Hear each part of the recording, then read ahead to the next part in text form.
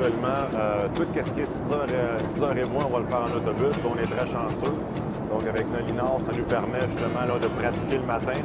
Ensuite de ça, on se réunit à l'aéroport de Mirabel, puis on quitte en avion. Puis la préparation ne changera pas, c'est simplement qu'on a eu plus de temps.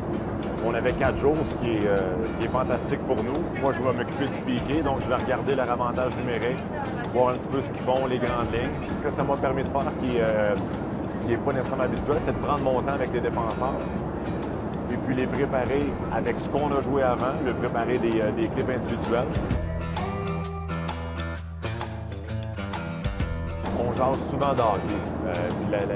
L'avion, c'est pas différent vraiment. Là. On est tous sur nos ordinateurs, on jase, puis ça nous permet, vu qu'on s'assoit ensemble aussi, ça va nous permettre de jaser. On voit des situations, on échange.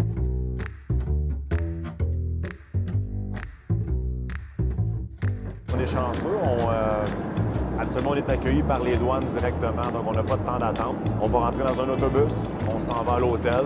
À ce moment-là, ça va être la préparation. Une chose super importante, j'appelle la famille. Je demande à mon garçon comment sa journée s'est passée, la même chose avec ma conjointe. Donc ça, c'est les deux choses que je vais faire. J'arrive dans ma chambre, il faut que j'installe mes trucs. C'est l'autre côté de la médaille de vie de coach. C'est que quand j'étais junior, on regardait à peu près entre 20 et 25 nuits à l'hôtel. Okay. Puis l'année passée, je me trompe pas, on n'était pas loin de 60, sinon un petit peu plus. Le plus long voyage étant de... C'était 9 jours l'année passée, on était sur la route pour 9 jours.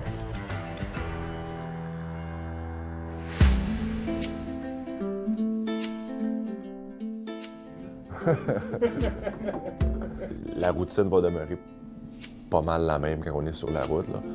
Oscus. Comme là, tu vois, les joueurs vont arriver vers 9h, 9h30. Il y en a qui vont arriver un petit peu plus tôt, d'autres plus tard. Nous, une chose est sûre, on est ici 2h, 2h30 avant les joueurs. T'sais, on aime ça arriver de bonne heure, faire nos affaires, regarder des games, regarder des clips, jaser. T'as-tu un shooting après des moves de puck ou... Ouais, Alex shooting.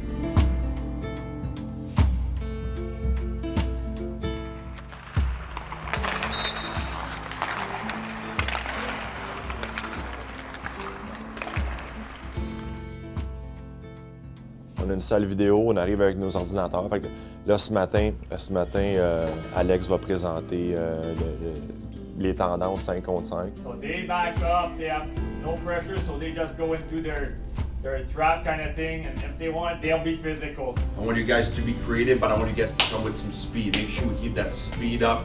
So let's be crisp today. We're gonna roll right now. Keep that rolling. Got it, boys? Let's go. T'es-tu triste de ne pas rester avec moi après la pratique? Un petit peu? Pas en tout! La routine est pas mal la même pour les morning skates. C'est de s'assurer que les transitions se font smooth parce que Joël va pas au tableau. Puis aussi, c'est de faire du correctif puis de cheerer on les joueurs. He's watching, and he just slides it under your stick. Have that active stick. Push him out, come back. Parce que oui, on va faire des exercices, mais il faut le faire de la bonne façon. Tu te prépares pour ton match. Yeah! Good close, quick, Brooksy!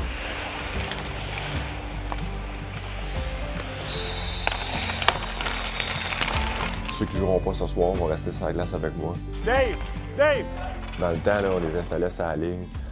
C'était du conditionnement. Tandis que là, on veut atteindre un certain niveau de conditionnement parce que quand ils vont être appelés à être de retour dans l'alignement, tu ne peux pas rentrer sur une fesse ou ses talons. Let's go! Up! Goal line! Ça va être un mix de skills, d'éléments techniques, tactiques jusqu'à un certain point, des 2 contre 1 et 1 contre 1. Eux autres, il faut qu'ils jouent un match en l'espace de 40 minutes ça et là. Out!